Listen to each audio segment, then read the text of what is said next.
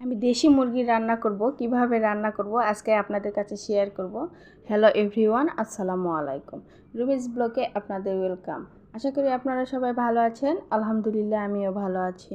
তো এই যে মুরগি সুন্দর করে ধুয়ে কেটে সব কিছু করে নিয়েছি, পেঁয়াজ কুচি করে নিয়েছি, আস্তা রসুন নিয়েছি, সব ধরনের মশলা এভাবে সুন্দর করে রেডি করেছি।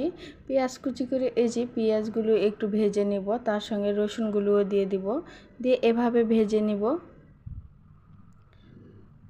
এখানে কিছু শুকনো মরিচ, তেজপাতা ওই পেঁয়াজের মধ্যে দিয়ে দিচ্ছি, দিয়ে এটাও একটু ভেজে নেব।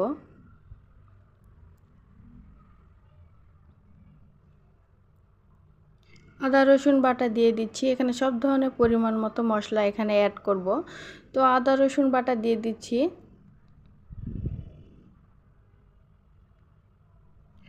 গুঁড়া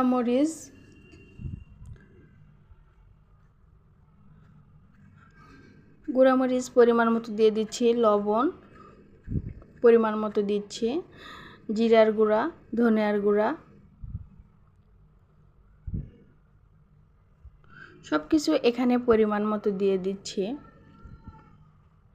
দিয়ে দেওয়ার পরে এই মশলাটা একটু সুন্দর করে কষায় নেব, নিয়ে তারপর এই মুরগিগুলো দিয়ে দিচ্ছি, দিয়ে এখানে একটু কষায় নেব।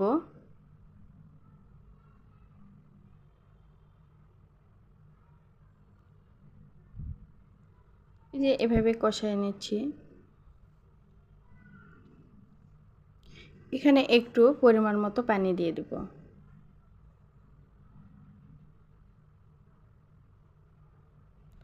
তো এই যে সাদা এলাচ, দালচিনি এখানে দিয়ে দিচ্ছি।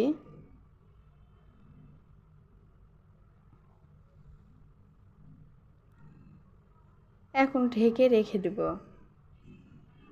তো এই যে এভাবে বলক উঠতেছে,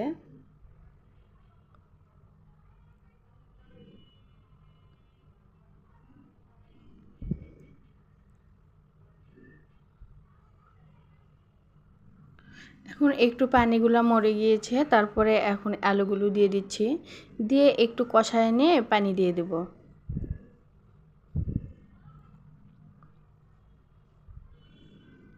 তো এই যে এভাবে একটু নেড়ে চেড়ে কষায় নিচ্ছি।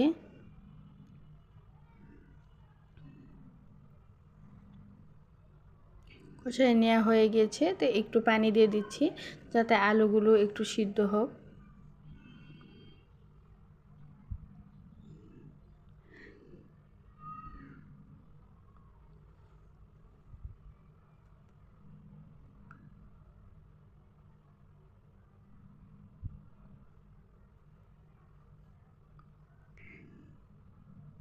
এখন একটু আলু সিদ্ধ হয়ে গিয়েছে, তো একটু ঝোলের পানি দিয়ে দিচ্ছি।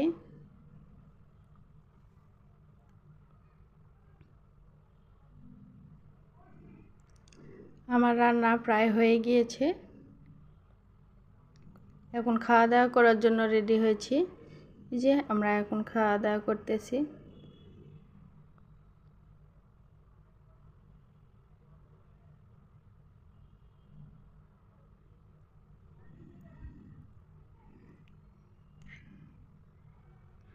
সবাই মিলে খাওয়া দাওয়া করতেছি। এই যে